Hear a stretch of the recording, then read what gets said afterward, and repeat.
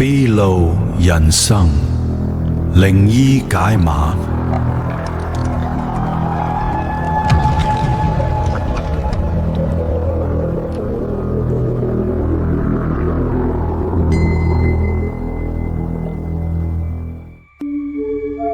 靈異解碼特別篇：馬六甲荒島探秘上集。秘魯今次遠赴馬六甲外島五罪島普魯別薩進行外景拍攝，然而在拍攝嘅時候，不僅接連遇上多宗難以解釋的異常現象，期間更數度於島上迷失方向。現在就為大家帶來當時捕捉到嘅驚險畫面啦。OK， 而家秘魯所在嘅位置咧，就係嚟到呢個安中巴都嘅呢個JD 嘅碼頭呢一處啦。咁樣咧，我哋咧就係買咗呢個船飛咧，呢個 ferry 嘅呢個飛咧，就係要去到呢個布拉布沙個船噶啦。咁樣咧，我哋嘅船飛嘅時間咧就係2點半嘅。咁樣頭先我秘魯咧都有響呢個AI 嗰處咧，就係做咗一啲搜查嘅。咁樣咧我哋咧係仲有差唔多大約唔到5個小時嘅時間咧，就係進行今次嘅呢個拍攝嘅。咁樣如果係講有早嘅話咧，個船咧可能就會響12點嘅時候就會開出嚟㗎。如果唔係嘅話咧，就要等到2點半㗎啦。咁而家我就響呢度等待緊呢個船開出嘅。去到呢個布拉布沙嗰處啦。OK， 而家嘅時間咧就係中午嘅大約12點30分嘅。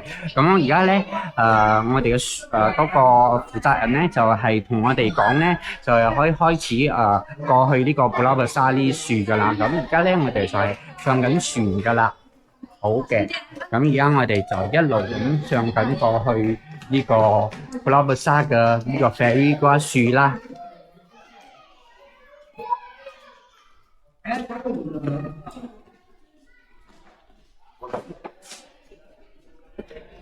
嗱，其實咧就可以睇到我身後邊咧就係呢個船噶啦。咁我哋就會大約係使用到差唔多半個小時咧，就會到達呢個普拉布沙個樹噶啦。咁大約預計咧就係響中午1點鐘咧就會到達呢個普拉布沙噶啦。咁好啦，而家我哋咧就係正在上緊呢個 ferry 嗰處啦。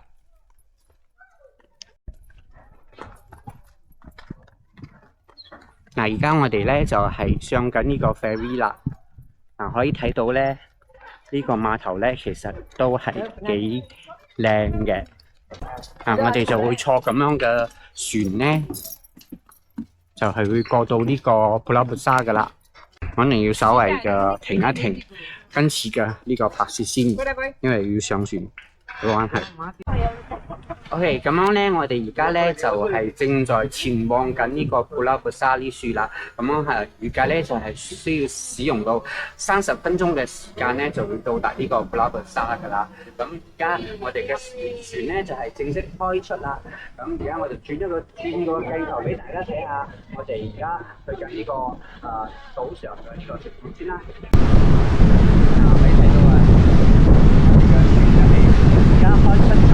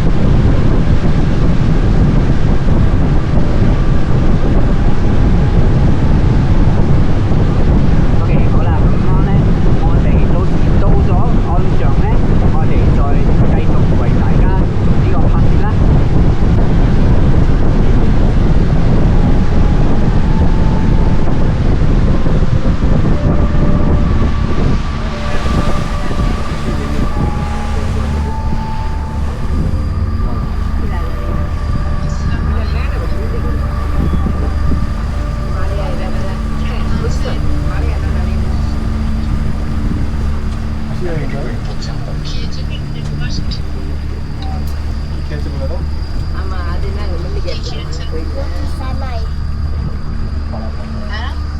Bừng.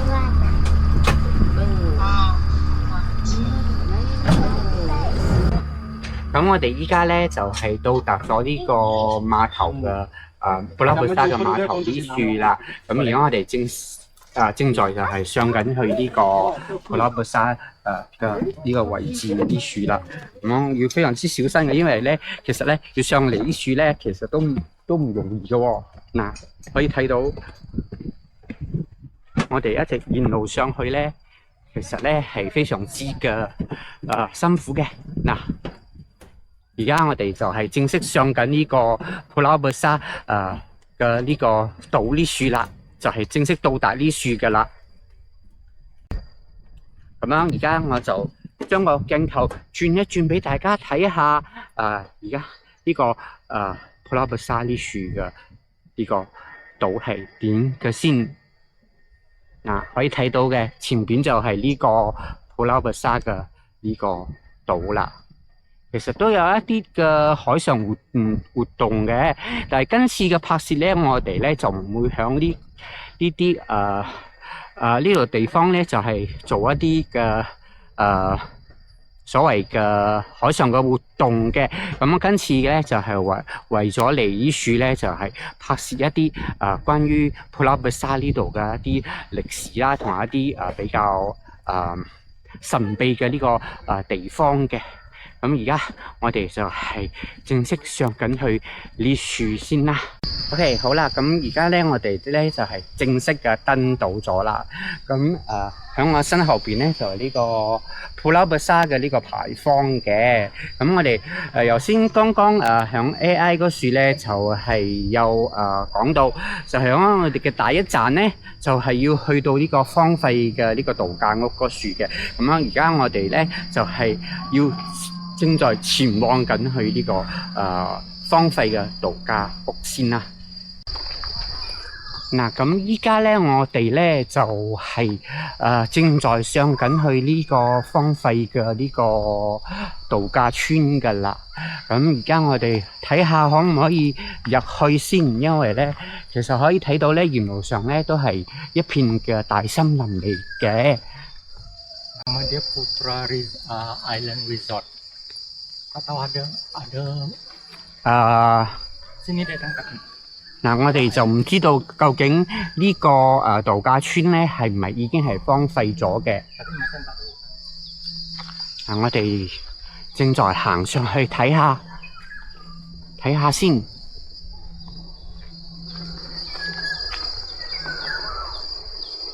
因為相信咧，如果係入去嘅話咧，應該係入唔到去嘅，因為已經係荒廢咗嘅。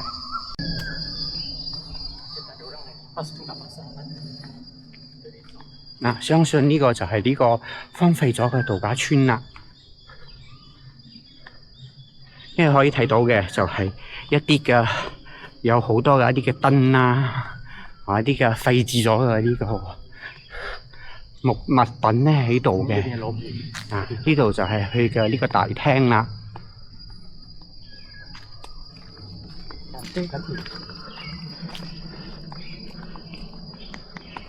但係其實咧，佢成個呢個度假村嘅呢個建築嘅結構咧，都係依然保留住嘅，保留住到好好嘅。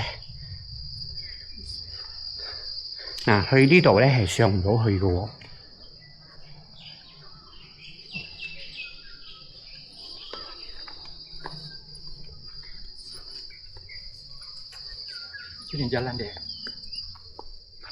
嗱，好多嘅呢個地方咧，都係俾封死咗嘅。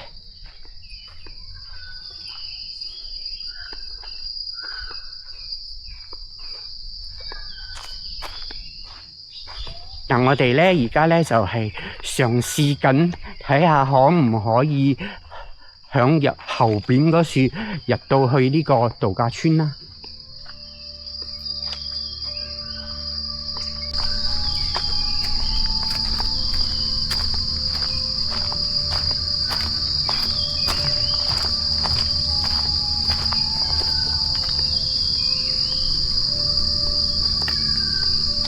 我哋就一直咁樣行住去後邊先。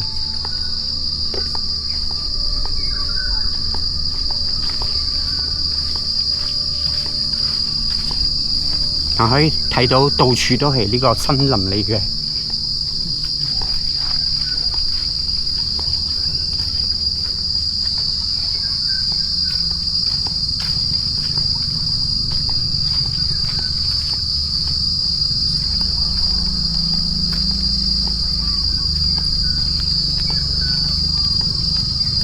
呢度就係後邊啦，就係呢個盡頭嚟嘅，就唔可以入到去嘅。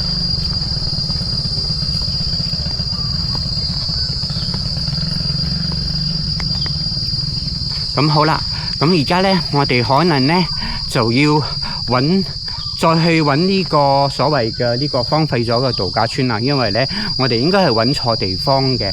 咁而家我哋再去下一個地方去找尋呢個荒廢咗嘅度假村先啦，因為睇上嚟咧係唔係呢個我哋拍攝嘅呢個目前拍攝嘅呢個地方咧都唔計算係我哋要去到呢個荒廢咗嘅度假村嚟嘅，因為荒廢嘅度假村咧，其實佢係有一啲好似英式嘅呢個建築物嘅，但係呢個建築物咧就唔係好英式嘅，就係完全同響 YouTube 上高睇到嘅係完全唔同嘅喎。咁而家我哋就前往下一個目的地先啦。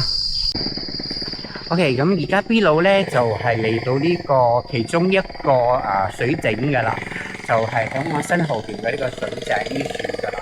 咁樣咧，據話咧呢個水井嘅水咧係非常之嘅清澈嘅，而且咧係冇受到任何嘅污染嘅，而且唔係鹹嘅喎，因為靠近海呢樹嘅呢啲水咧，其實咧係應該係鹹嘅，但係咧我呢度嘅水咧入邊嘅水咧，其實咧就唔會係鹹水嚟嘅。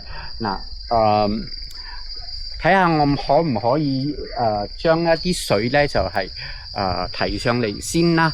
而家我就叫我嘅呢個brother 咧就係幫我進行一個拍攝先。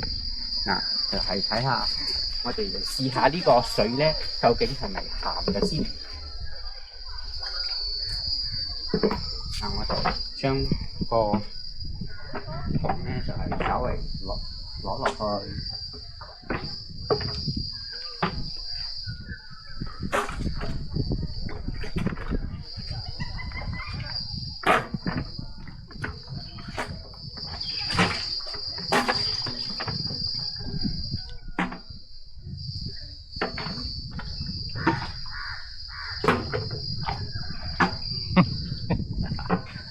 好艱難去攞到一啲水上嚟，係要有一啲重量。因為我係揾到一粒呢個，就係咁樣掟落去。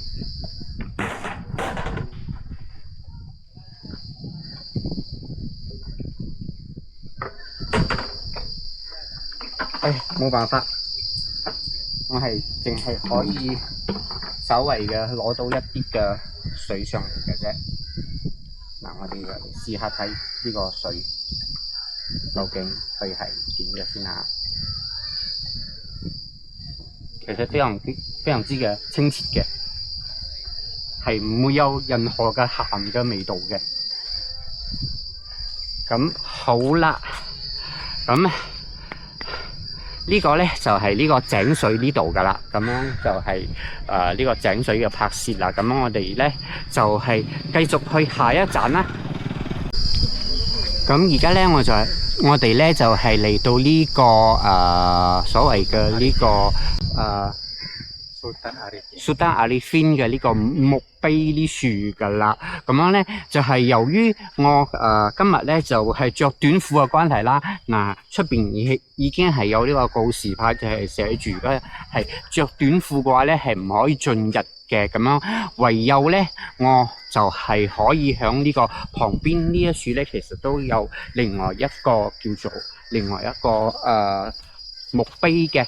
就係另外一個木嘅，就係可以進行拍攝嘅，就係叫做呢個Buku Sharifah Rozia。Sharifah Rozia 嘅呢個木碑呢樹嘅，就係進行拍攝嘅。嗱，呢度可以睇到咧，呢個木碑咧係非常之嘅長嘅喎。可以稍微嘅lebih kurang 8 meter，放長啲俾大家睇下，就係呢個木碑咧係幾長下嘅。以前嘅人咧就係咁高嘅喎。嗱，就係可能可以稍微嘅影一影俾大家睇下呢個入邊呢樹嘅呢個地方，因為我哋係進入唔到入去入邊嘅關係啦。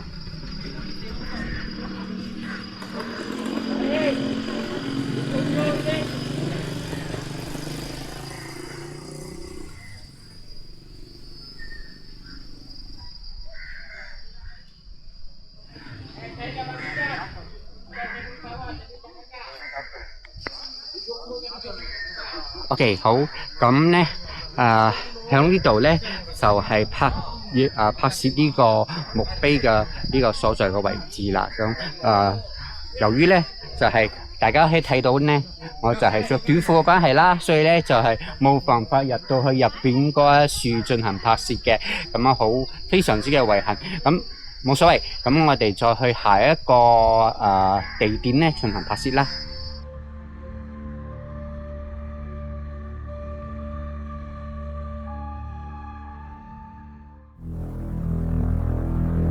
秘路人生，靈醫解碼。